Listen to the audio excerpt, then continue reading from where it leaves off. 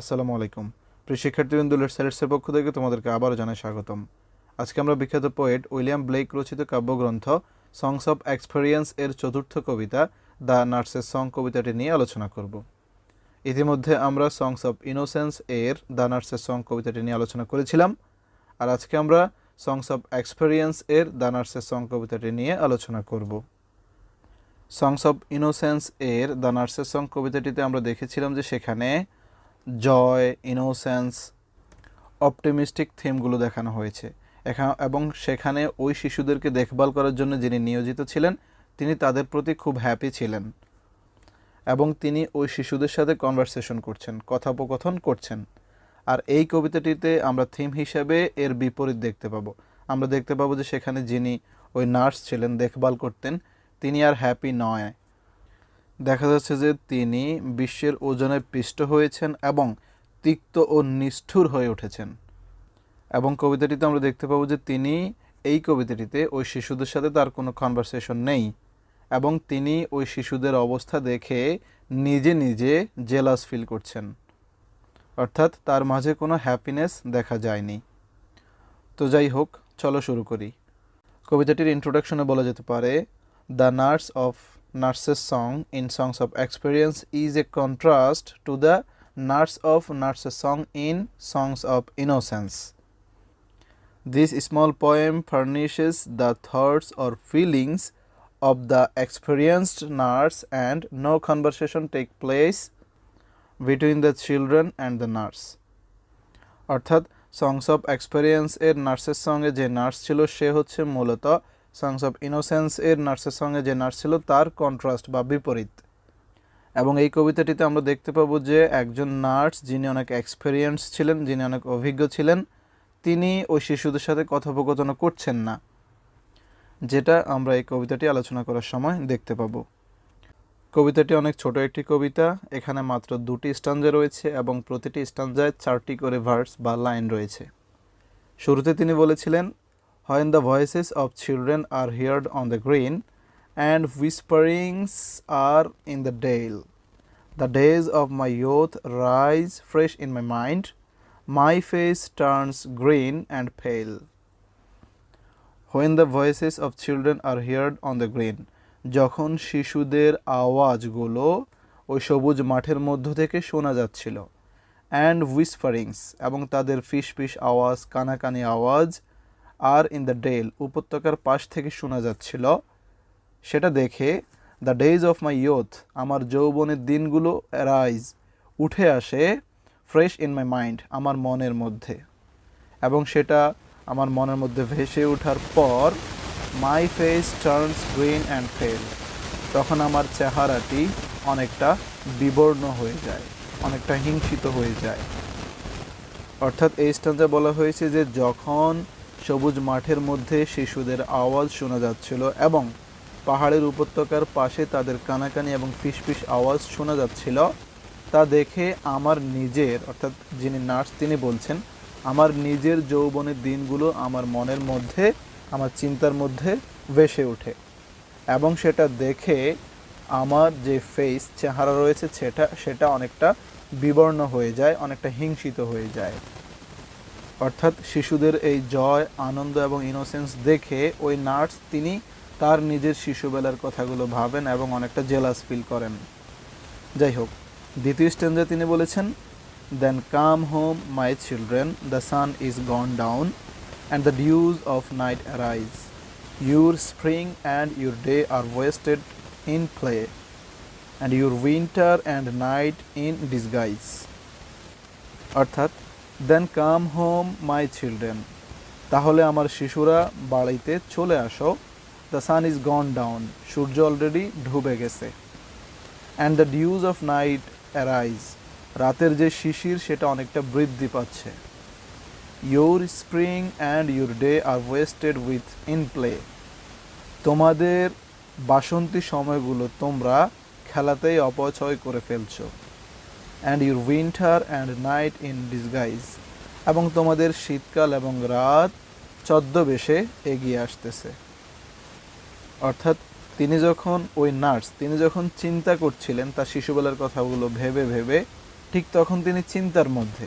তিনি মূলত তাদেরকে সরাসরি ডাকছেন না, তিনি কনভারসেশন করছেন না, তিনি চিন্তার মধ্যেই ওই শিশুদেরকে বলছে যে তাহলে বাচ্চারা তোমরা চলে আসো, সূর্য ডুবে গেছে এবং রাতের শিশির বৃদ্ধি পাচ্ছে, তোমরা এই যে খেলে খেলে তোমাদের এই বাসন্তী সময়গুলো অপচয় করে ফেলতেছ, যেটা আমিও করে এসেছি, এবং এতে করে তোমাদের রাত এবং শীতকালটা ছদ্মবেশে এগিয়ে আসতেছে। এটা কিন্তু তিনিও বাচ্চাদেরকে বলছেন না, তিনি জাস্ট কল্পনা করতেছেন। ব্যাপারটা খেয়াল রাখবা। তো এই হচ্ছে মূলত মূল কবিতা। এবার যদি আমরা সংক্ষেপে সামারাইজ করি তাহলে এমনটা দেখায় যে একজন নার্স যিনি বসেছিলেন এবং তিনি দেখছেন যে যখন বাচ্চাদের আওয়াজগুলো সবুজ মাঠ থেকে ভেসে আসে এবং পাহাড়ের উপত্যকার পাশে যখন কানাকানি ফিসফিস আওয়াজগুলো শোনা যাচ্ছিল, তাদের এই অবস্থা দেখে ওই নার্সের নিজের শিশুকালের এবং যৌবনের দিনগুলো তার চিন্তার মাঝে ভেসে ওঠে, এবং এটা দেখে তিনি অনেকটা জেলাস ফিল করেন, যাতে করে তার কষ্টে তার চেহারাটি বিবর্ণ হয়ে যায়। এবং তিনি অনেকটা জেলাস করেই বাচ্চাদেরকে মনে মনে বলছেন যে বাচ্চারা তোমরা চলে আসো, সূর্য অলরেডি ডুবে গেছে, রাতের শিশির বৃদ্ধি পাচ্ছে, তোমরা এভাবে খেলে খেলে আমার মতো তোমাদের সময়গুলো অপচয় করে ফেলছো, যাতে করে এই উইন্টার এবং নাইট ছদ্মবেশে এগিয়ে আসতেছে। এই হচ্ছে মূলত কবিতাটির মূল কথা। তবে এই কবিতাটির মর্মার্থ নিয়ে ক্রিটিকগণ দুই ধরনের মন্তব্য করেছেন। কিছু কিছু ক্রিটিক মন্তব্য করেছেন যে এখানে বাচ্চাদের ঘোরাঘুরি আর তাদের সরলতার কথাকে প্রথমত মেন করা হয়েছিল, এবং যে হুইসপারিং অর্থাৎ পাহাড়ের উপত্যকার পাশের যে কানাকানি এবং ফিসফিস আওয়াজটা শোনা যাচ্ছিল, সেটাকে অনেক ক্রিটিক মনে করেন যে উইলিয়াম ব্লেক মূলত তৎকালীন সমাজে যে পতিতারা ছিল, যে হারলটস বা দেহ ব্যবসায়ীরা ছিল, তাদের ফিসফিসের আওয়াজটাকে আইরনিক্যালি মিন করা হয়েছিল। অর্থাৎ কিছু কিছু ক্রিটিক মনে করেন যে প্রথমত বাচ্চাদের সরলতার এবং ঘোরাঘুরির কথাগুলোকে মিন করা হয়েছে, এবং দ্বিতীয়ত পাহাড়ের উপত্যকার পাশে যে ফিসফিসের কথাটা বলা হয়েছে সেটা মূলত শিশুদের নয়, বরং তৎকালীন সময়ের যেই দেহ ব্যবসায়ীরা রয়েছে, যে পতিতারা রয়েছে, তাদের আত্মচিৎকার এবং ফিসফিস কানাকানির কথাটিকে আইরনিক্যালি মিন করা হয়েছে, যেটার মাধ্যমে উইলিয়াম ব্লেক তৎকালীন সোসাইটির ক্রিটিসাইজ করেছেন। এটা হচ্ছে কিছু কিছু ক্রিটিকের মন্তব্য। আবার অন্য কিছু ক্রিটিক মনে করেন যে না, এই কবিতাটিতে মূলত পতিতাদের কোনো কথা আইরনিক্যালিও মিন করা হয়নি। তারা মনে করেন যে এই কবিতাটিতে প্রথমত আগের কবিতাটিতে তিনি বাচ্চাদের উপর অনেক হ্যাপি ছিলেন, অর্থাৎ সংস অফ ইনোসেন্সের যে দ্য নার্সের সং, সেখানে তিনি বাচ্চাদের প্রতি অনেক বেশি হ্যাপি ছিলেন। আর এই কবিতাটিতে তিনি বাচ্চাদের আনন্দ দেখে তার নিজের শিশুবেলার কথাগুলো ভেবে জেলাস ফিল করেন, কষ্ট পান। এটাকে মিন করা হয়েছিল। তো এই হচ্ছে মূলত ক্রিটিকদের মন্তব্য অনুযায়ী এই কবিতাটির মর্মার্থ। আশা করি বুঝতে পেরেছো। তো গাইজ, এখন আমরা এই টপিকটির কিছু গুরুত্বপূর্ণ কোশ্চেন অ্যানালাইসিস করব।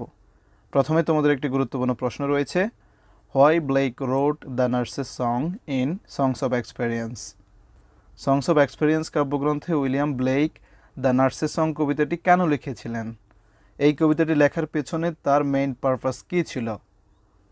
উত্তরে বলা যেতে পারে, Blake may be trying to portray the nurse as a woman crushed by the weight of the world and turned bitter and cruel, no longer able to see the positive aspects of life. The language reflects her bitter nature.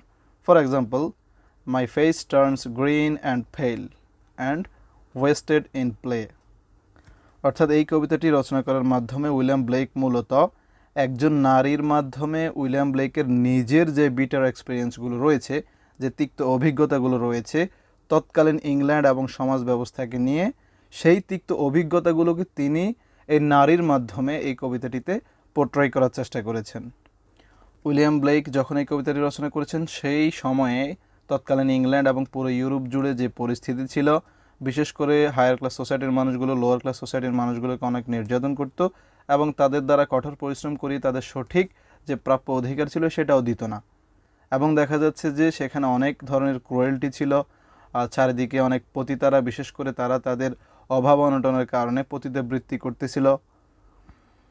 এছাড়াও industrialist সোসাইটির যে মানুষগুলো ছিল, ধনী শ্রেণীর যে মানুষগুলো ছিল, তারা তৎকালীন যে অনাথ শিশুগুলো ছিল তাদেরকে দ্বারাও কঠোর পরিশ্রম করাতো। এই ধরনের ব্যাপক নিষ্ঠুরতার পৃষ্ঠে উইলিয়াম ব্লেক এতটাই রাগান্বিত হয়েছেন, এতটাই ক্রোধান্বিত হয়েছেন, তিনি মনে করেন যে জীবনের ইতিবাচক দিকগুলো তিনি আর দেখতে পাচ্ছেন না। তার মাঝে যে তিক্ত অভিজ্ঞতাগুলো ছিল সেগুলোকে তিনি মূলত এই নারীর মাধ্যমে এই কবিতাটিতে ব্যক্ত করার চেষ্টা করেছেন। যার উদাহরণস্বরূপ আমরা এই কবিতাটির দুটি লাইন থেকে দেখতে পাই। এই কবিতাটিতে বলা রয়েছে, my face turns green and fail, আমার চেহারাটি সবুজ এবং ফ্যাকাশে বা বিবর্ণ হয়ে গিয়েছিল। অন্য আরেকটি লাইনে বলা হয়েছে, ওয়েস্টেড ইন প্লে, অর্থাৎ খেলায় অপচয় করা হচ্ছে, অর্থাৎ জীবনের যে মানে সেটা মানুষগুলো বুঝার সময় পায় না, মানুষগুলো তাদের হেলায় খেলায় তাদের জীবনটা শেষ করে দিচ্ছে। এই ছিল মূলত উইলিয়াম ব্লেকের এই কবিতাটি রচনার মেইন পারপাস। আশা করি বুঝতে পেরেছ। এছাড়াও তোমাদের আরেকটি গুরুত্বপূর্ণ কোশ্চেন রয়েছে, সেটা হলো, what is the difference between the nurse's song in songs of innocence and experience? Songs of innocence একটি কবিতা রয়েছে, the nurse's song. Songs of experience একটি কবিতা রয়েছে, দ্য নার্সেস সং। এই দুটি কবিতার মাঝে ডিফারেন্স বা পার্থক্য মূলত কী? যার উত্তরে বলা যেতে পারে, the nurse in songs of innocence is compassionate and serene, sharing the joy of the children she oversees. By contrast, অন্যদিকে, the nurse in songs of experience is bitter and envious of children's youth and innocence.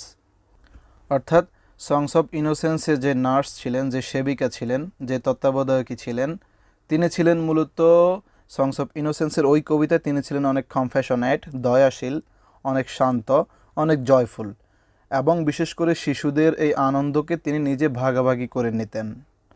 R songs of এক্সপেরিয়েন্সের যে nurse ছিলেন, দেখা যাচ্ছে যে তিনি ছিলেন অনেক বেশি অ্যানভায়াস, পরশ্রীকাতর, অনেক জেলাস ছিলেন, এবং তিনি বিশেষ করে ওই শিশুদের সাথে কথাও বলছেন না, তার সাথে শিশুদের কোনো কথোপকথন আমরা দেখতে পাই না, এবং তিনি শিশুদের যে ইয়থ রয়েছে এবং ইনোসেন্স রয়েছে সেটাকে নিয়ে খুব বেশি জেলাস ফিল করতেন, খুব বেশি হিংসা করতেন। অর্থাৎ সংস অফ ইনোসেন্সের নার্স ছিলেন অনেক শান্ত, দয়াশীল এবং জয়ফুল, তার মাঝে কোনো ধরনের হিংসা বিভেদ ছিল না। আর সংস অফ এক্সপেরিয়েন্সে তিনি যখন এক্সপেরিয়েন্সড হয়েছেন, অ্যাডাল্ট হয়েছেন, দেখা যাচ্ছে যে অনেক বেশি অভিজ্ঞতার ফলে তিনি তৎকালীন দুনিয়ার চাপে, অর্থাৎ সমাজের রীতিনীতির চাপে পড়ে তিনি এতটা পিষ্ট হয়েছেন, তিনি অনেক ক্রুয়েল হয়ে গিয়েছেন, অনেক পরশ্রীকাতর হয়ে গিয়েছেন। এখন ওই শিশুদের জয় এবং ইনোসেন্স দেখে তার মাঝে হিংসা কাজ করতেছে, জেলাসি কাজ করতেছে। এটাই হচ্ছে মূলত এই দুটি কবিতার মাঝে তফাৎ বা ডিফারেন্স। আশা করি বুঝতে পেরেছ। তো গাইজ, এখন আমরা এই কবিতাটির কিছু কি ফ্যাক্টস নিয়ে আলোচনা করব। এই কবিতাটিতে টোটাল 2টি স্টাঞ্জা রয়েছে এবং প্রতিটি স্টাঞ্জায় 4টি করে ভার্স বা লাইন রয়েছে। এবং এই কবিতাটির রেম স্কিম, প্রথম স্টাঞ্জার রেম স্কিম হচ্ছে ABCB, এবং দ্বিতীয় স্টাঞ্জার রেম স্কিম হচ্ছে DEFE। এবং এই কবিতাটির টোন হচ্ছে disgusted and jealous tone. Disgusted মানে হচ্ছে বিরক্তিকর। পুরো কবিতা জুড়ে আমরা দেখেছি যে যিনি নার্স ছিলেন, তত্ত্বাবধায়িকা ছিলেন, তিনি অনেক বেশি বিরক্তিকর মনোভাব ছিল তার মাঝে। তিনি ওই বাচ্চাদের ইয়ুথ এবং ইনোসেন্স দেখে তিনি শান্ত ছিলেন না, অনেক হিংসা করতেছেন, এবং দুনিয়ার ওই পিষ্টতার কারণে তিনি অনেকটা ক্রুয়েল হয়ে গিয়েছেন। তার চিন্তাধারায় আমরা অনেক বেশি বিরক্ত এবং ক্রুয়েলটির ছাপ দেখতে পাই, যার কারণে একটি টোন হচ্ছে ডিসগাস্টেড এবং অন্যটি হচ্ছে জেলাস। জেলাস হচ্ছে আমরা দেখেছি যে তিনি ওই বাচ্চাদের ইয়ুথ এবং ইনোসেন্স দেখে অনেক বেশি অ্যানভায়াস বা পরশ্রীকাতর ছিলেন। তো এই দুটি হচ্ছে এই কবিতাটির টোন। আর হ্যাঁ, এই হচ্ছে মূলত এই কবিতাটি সম্পর্কে আমাদের বিস্তারিত আলোচনা। আশা করি তোমরা কবিতাটি এনজয় করেছো। কোনো কিছু বুঝতে সমস্যা হলে বা কোনো ধরনের মন্তব্য থাকলে অবশ্যই কমেন্ট করে জানাবে। আর পরবর্তীতে আমরা হোলি থার্সডে কবিতাটি নিয়ে আলোচনা করব। দেখা হচ্ছে সেই টপিকে। ধন্যবাদ।